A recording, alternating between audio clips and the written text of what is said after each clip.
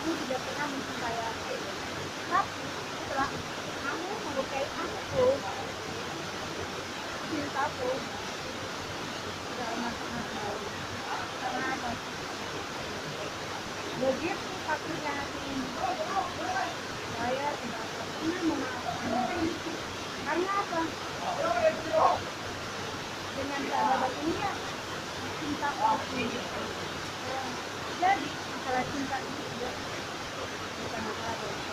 Yang bagi saya, masalah bagi saya ya, bagaimana mengembalikan cinta sejati itu kepada peradaban. Peradaban gunung hanya, peradaban perjuangan, peradaban limbangan. Inilah perubahan. Mari kita bangun bersama-sama, bekerja sama dengan masyarakat, pemerintahan setempat, dinas pariwisata, Pemda, dan kementerian juga terakhir kepada Bapak Presiden, tolong berikan kami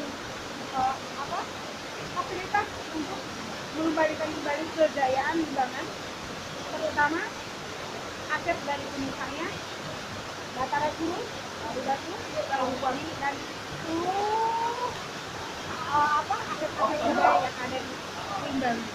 Saya, Andi Suartini, sebagai pegiat budaya, siap membantu untuk menciptakan peradaban Limbangan sebagai peradaban dunia. Terima kasih. Assalamualaikum warahmatullahi wabarakatuh.